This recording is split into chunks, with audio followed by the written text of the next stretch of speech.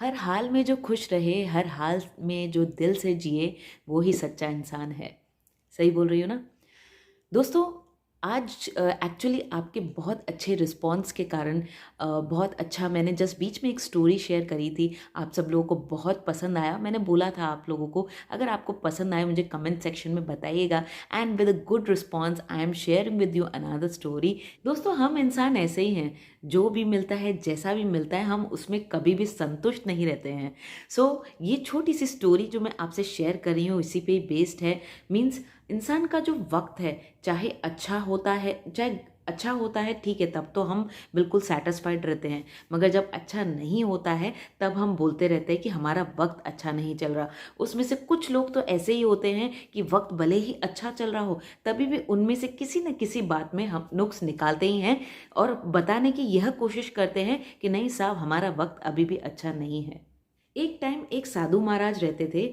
उनका काम था एक सिटी से दूसरे सिटी जाना, मतलब यात्राएं करना, उन सिटीज़ के मंदिरों में जाना, पाठ पूजाएं करना। इसी टाइप में एक दिन हुआ कि वो एक सिटी में गए, मगर वहाँ पे यात्रा करते करते वो काफ़ी लेट हो चुके थे, बहुत देर हो चुकी थी। उन्होंने क्या किया, एक घर था, उधर जाके दस्तक दी। वहाँ पे नॉक करने पर पता चला एक वहाँ पे इंसान रहता था जिसका नाम था आनंद। आनंद ने साधु महाराज को देखकर बहुत अच्छे से उनका आदर सत्कार करके उनकी बहुत ही सेवा करी, उनको खाना खिलाया, उनको अच्छे से अपने बेड पर आसन दिया और सोने को और कहा और उनके पाँव वाँव दबाए। मीन्स बहुत अच्छे से उनकी केयर करी।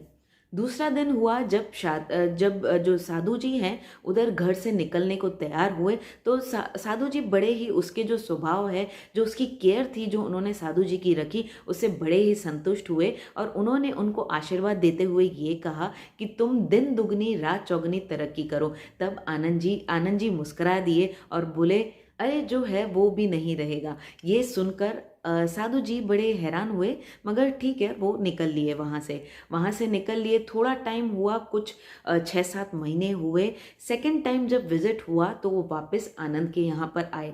आनंद की कंडीशन देख के वो बड़े ही हैरान हो गए, क्योंकि आनंद एक छोटी सी झोपड़पट्टी में रहता था। उसके पास खाने पीने के लिए कुछ भी नहीं था, बहुत ही दिक्कत थी। तभी भी आनंद ने जो सेवा थी उसमें कुछ भी कमी नहीं रखी।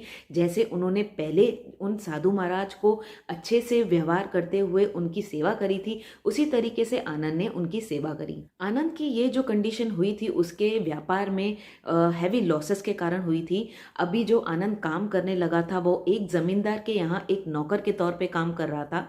ये कंडीशन देखकर जो साधु महाराज थे काफी दुखी हुए और उन्होंने कहा, मैं चाहता हूँ तुम्हारे पास धन संपदा सब कुछ हो और सब कुछ पहले जैसा या पहले से बहुत अच्छा हो जाए। नंद ने कहा, कहाँ एक हाल जो इस बार है वो हर बार रहता है, कल किसी ने नहीं देखा, वक्त बदलता रहता है।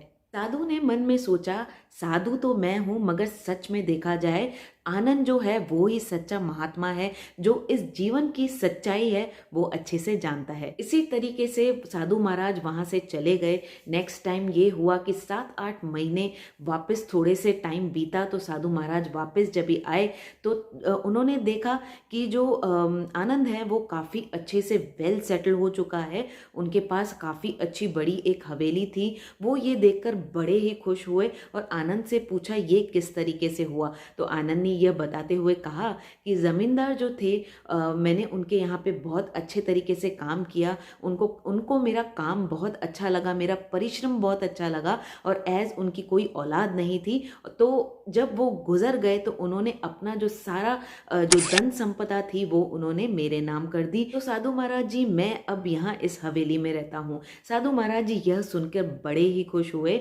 और उन्होंने उनको आशीर्वाद देते हुए कहा कि ये जो तुम्हारी धन संपदा है यूं ही बनी रहे।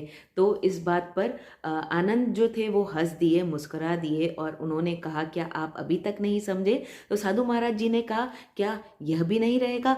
तो आनंद ने मुस्कुराते हुए कहा, यहाँ तो ये नहीं रहेगा और यहाँ तो इसको रखने वाला है वो नहीं रहेगा। तो साधु महाराज ने मन में सोचा, जो आनंद कह रहा है बात तो बिल्कुल सही है। इस तरीके से आशीर्वाद देते हुए साधु महाराज वहां से चले गए।